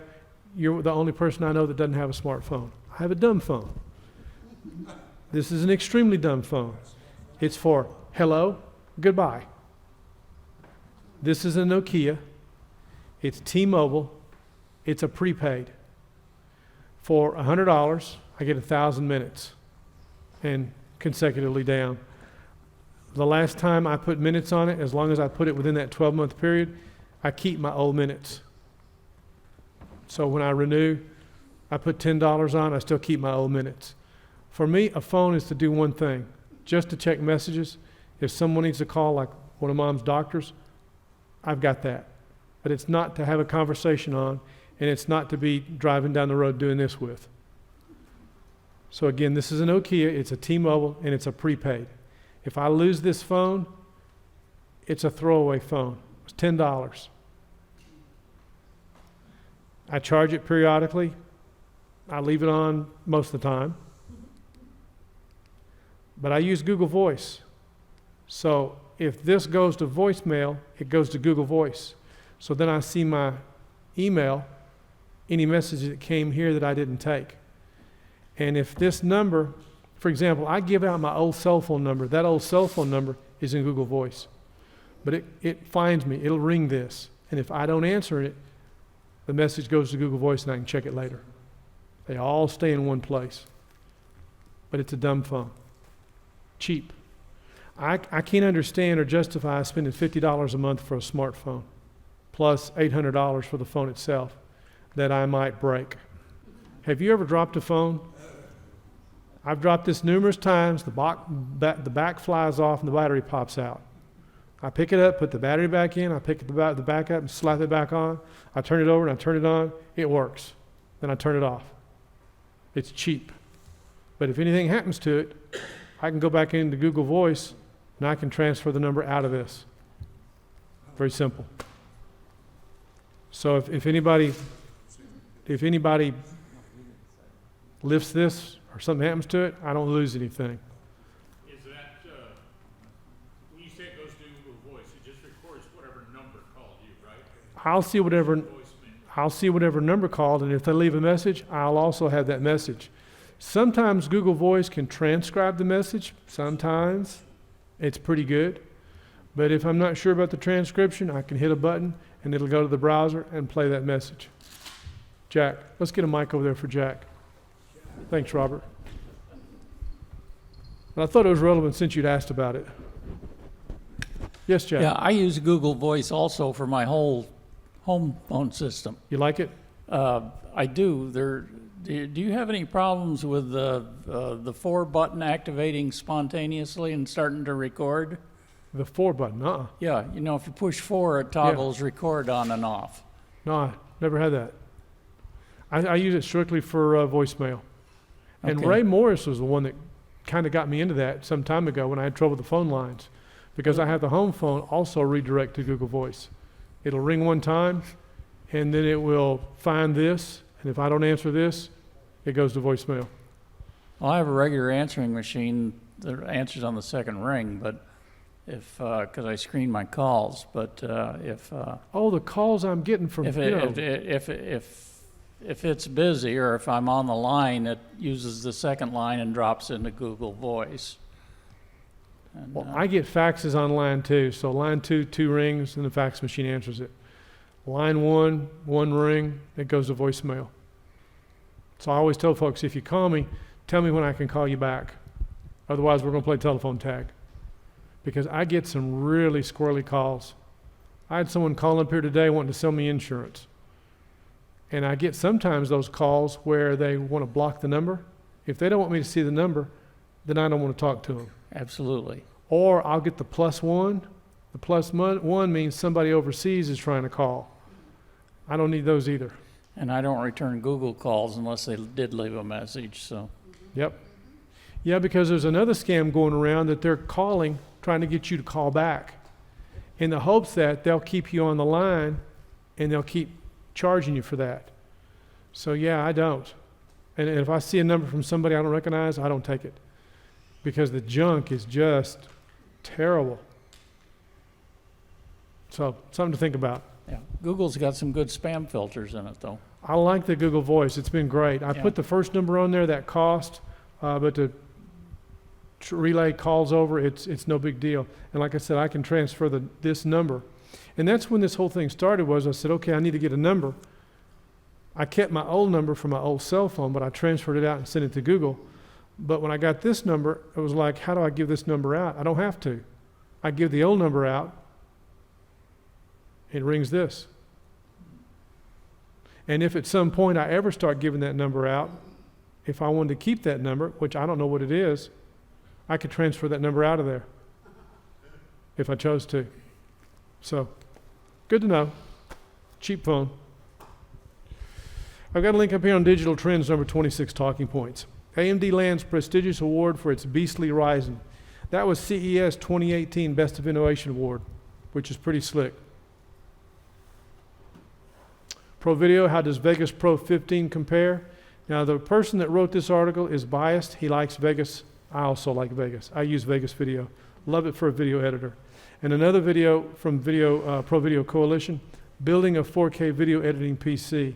I'm always curious about what someone is doing for video editing, whether they're using plugins, whether they're using an editor, what kind of hardware they're after. I always find it fascinating because it's just like a laptop. You know, you change one thing, changes everything.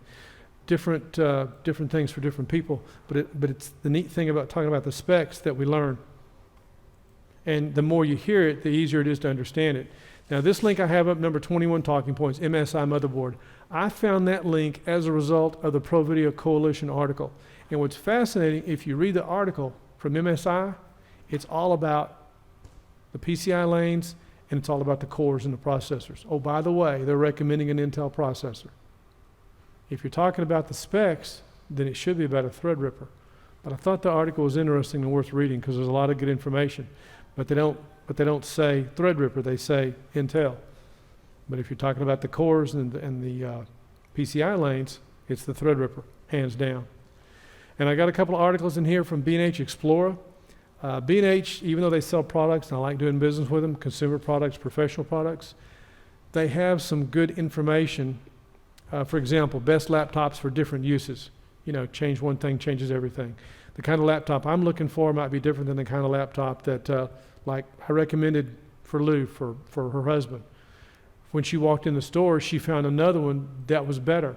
And when she told me what she bought, I said, I agree 100%. I think what she got was better than what I recommended for Wayne, considering where he's coming from. Now, what I recommended for Manolo said it's slow. Well, if you want to pay more money, you can get a faster computer. But if you want to pay less money, it's going to be a slower computer. Considering what he got, I think it's bang for the buck. One thing to change, hard drive to an SSD, speed problem solved. But it's going to cost more money. It's going to cost about $300. Okay, you take an $800 laptop, you put a $300, then you've got a $1,100 laptop. It depends. Ben? Gil, I wonder when he says it's slow, does he mean slow because it's a spinning drive rather than an SSD? Yes. Or is he talking that it's just slow on a spinning drive? The computer is slow because it's got a spinning drive in there. It doesn't have an SSD. It's slow to boot. The processor that's in there is a good processor. He's got 4 cores, 8 threads. A model that Costco had that's below that has half the cores. So as far as the memory, as far as the processor, and as far as the screen, it's right up there. It's just got a slow hard drive. So if it's slow booting up, what are you talking about? A minute, 2 minutes, 3 minutes? How many seconds? 30 seconds? It's a 7,200 RPM drive versus an SSD. What I don't know, and I've checked the specs, is can it take an M.2 drive? I can't tell from the specs because there's various models, and it's interesting. I wish I'd have told him this a while ago. I always say when you buy a laptop, go interrogate it at Kingston. Kingston Memory is what we've always used. I did. Kingston said, I don't know what that is. So I went to Crucial. Crucial said, I don't know what that is, which I found really odd. Too new. I should have been able to find out by interrogating from those 2 sites. I also used Belarc Advisor. Belarc Advisor told me what brand of hard drive's in there, but I still don't know the interface. As I look at the vast array of models that HP has available, there are some that will take an M.2 drive, but I can't tell if that one does by the specs.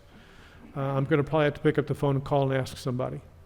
I'd like to know before I open it, because if I get that open and I can put an M.2 in there, that'll really change things. But if all I could do is an SSD, I'm okay with that, $300. But I try to explain to him that 6-month interval because I said, use it like it is, but if it's slow, he needs to get it back and get something faster. So when someone says recommend a laptop, the more information we have, the better decision we can help someone make. I didn't think he'd want to spend the $1,250, which is not available anymore. I didn't think he'd want to spend the $1,500 one. I don't think he needs it. He just wants something faster. He's doing email. You can only type so fast. So it takes a little while for it to come up. It's because of the hard drive. But it can be changed.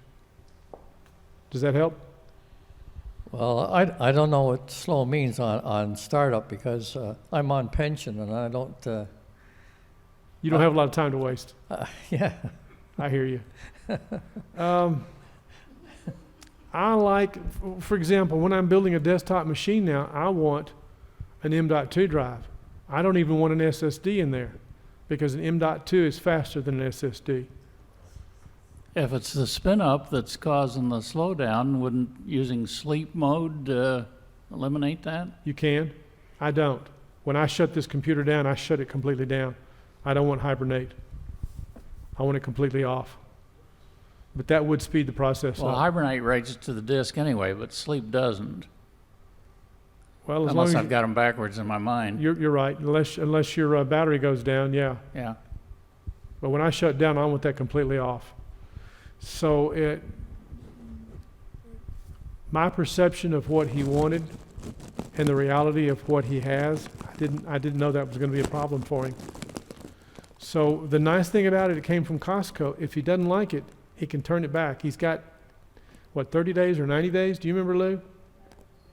It's either 30 days or 90 days. They're really good at Costco. If he doesn't like it, he needs to get it back to him, and we'll find something else. So I'm going to email him after I've slept for a couple of hours and say, if you don't like this Manolo, let's find you something else. If you want something faster, that's easy. If he has any issues and he needs to talk to tech support, it'll be easy to talk to the folks at HP. But I want him to have a good experience.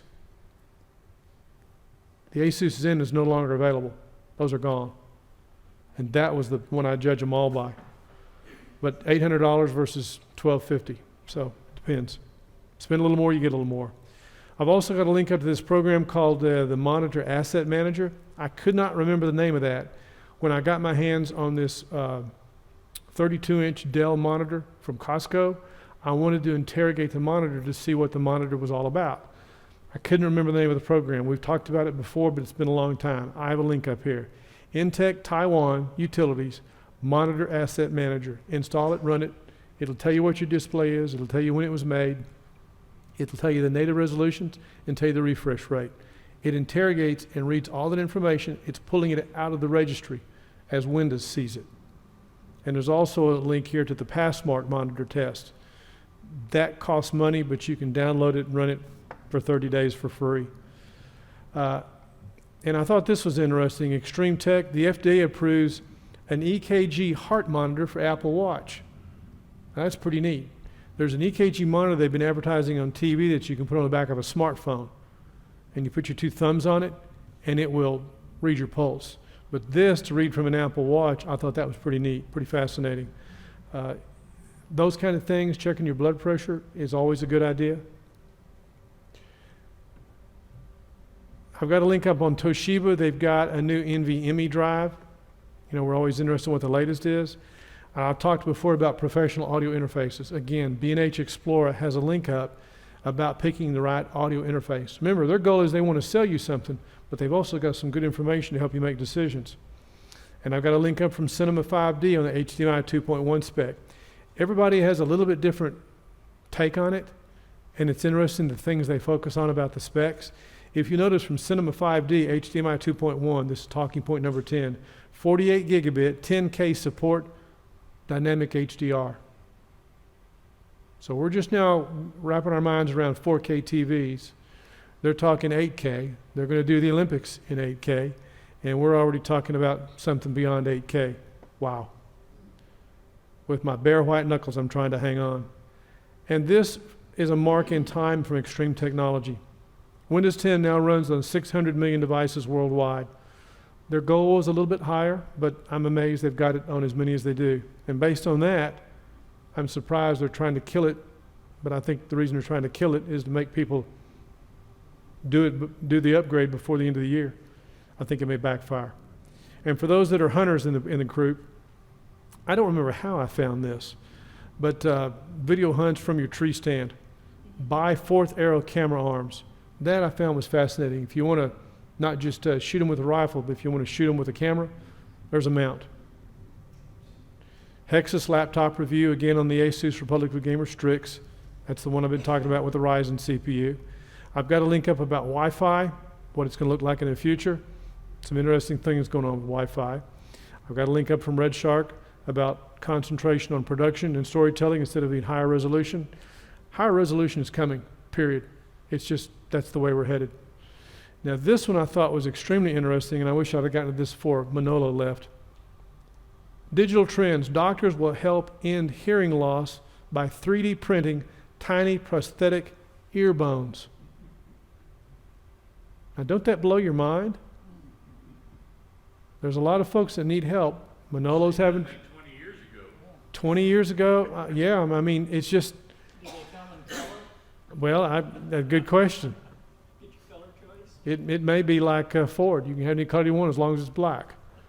My curiosity is what's the material they're using to print that out of? But the fact that they can do it blows my mind. Well, what did they use when they, I thought that, haven't they actually grown some tissue-based, I've heard of that. like ear parts and outer ear parts and stuff like that? Yes, like grown on the back of pigs or grown on the back of rats. Yeah, but I thought they were doing some stuff with 3D printers now with the organic material. Yeah. I wonder if that's what this is. I don't know, but I found it and I thought because several of us have hearing problems. Yes, Robert. I'm familiar with the 3D ears and noses and whatever. What they do is with the 3D printer, they make something that looks like a nose or something that looks like an ear. And it's kind of, well, let's just call it a sponge, but they call it a frame or some such thing. And the point is it's got holes in it, and they flood it with cells. And I don't know if they have to be ear cells or nose cells, or maybe it's just stem cells. But then they put it in a solution, and the stuff just grows into that shape and then I guess it disappears. That And is so then wild. you have one of those, and so then you can go install it. That is wild. Doesn't that blow your mind? Now, this next one I thought was kind of interesting. Have you all ever heard of NCIX, computer retailer? Well, according to Tom's Hardware, computer retailer, hardware retailer, NCIX files for bankruptcy. I'm always concerned when I hear about a vendor having a problem, and you're always waiting for the other shoe to fall. We haven't had anything like this in a while. There's another vendor that I've been concerned about. Actually, two vendors.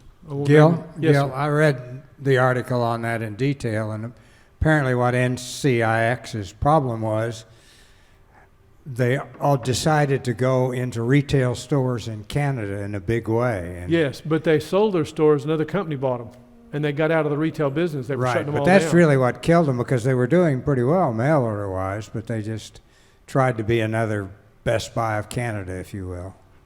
So it mainly hurt people in Canada. Yeah.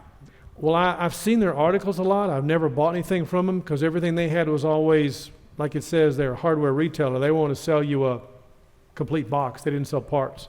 Actually, well, I bought a bunch of stuff from them, and they're located up on the border, so if you buy something for the U.S., it comes out of the U.S., so you don't get involved with. Did you ever have any problems? Had no problems at all, and they often had very good prices. Well, it's a shame to see a vendor like that go out of business. I hope nobody gets bit too bad. And the other place that has that new Asus Republic of Game Restricts laptop is Micro Center. And I wanted to put that in there because, there's very few places you can go and do a touchy-feely. But if you want to go look at some hardware, that's a good place to go and look and compare computers, Micro Center. So you can look at a Threadripper CPU, look at a motherboard, or you can look at a laptop. You can look at an Asus, you can look at a Dell, whatever else they got. And yes, I've been looking at Costco, and no, Costco doesn't have it listed, but I keep looking. And I've also got a link up on AMD for Ryzen-powered computers. It's all about the processor. So, has anybody got any questions? So we talked about cloning, imaging, and backup, and I hope we covered it in a big way today better. Didn't answer all the questions, but I hope we answered enough of them that we gave a complete solution from the manufacturer, from Microsoft, or from Macrium Reflect. Yes, sir. What's the meeting schedule for December? Glad you asked. Let's look at the calendar. We've got 2 more meetings this year. And I'm looking at, let's see, let's bring up computer number 3. Let's put that up on the screen. Computer number 3. Thank you. Oh, getting fancy. Okay, we have 2 more Wednesdays of this year. So today's the 6th. We'll be here the 13th and the 20th. We are not going to meet that last week of this year. Yes, Robert. I brought some calories today, soda water, candy, whatever it's over here on the table, and I hope somebody takes it. Good stuff for the diabetics. Oh, and we're going to have a drawing too. Okay, so we've got 2 more meetings. We've got the 13th and 20th. I don't know when Joe's going to be back. I hope next week. Nick Streeter said he's going to the farm this weekend. When he comes back on Monday, he'll check with Joe and see what his status is. So we're going to be here 2 more weeks. We're not going to be here the last week. And if I can, I'll see if I can get Lou to send out a message just to remind everybody, no meeting for the last week. So any more questions? Are we ready to do the drawing? Y'all ready? Okay. Thank you. I'm going to end the stream while we do our drawing. And I want to thank you for joining us. I hope you enjoyed this. Again, we do this almost every Wednesday from 1 to 3. This is building, buying, and upgrading computers. And I hope you enjoyed this today. We'd appreciate thumbs up. Remember, this is a live meeting, so whatever happens, happens as it happens. And we'll look forward to seeing you next week. Thanks for your help. And please subscribe. Encourage us to make some more videos. We'll look forward to seeing you next week. Thanks for joining us.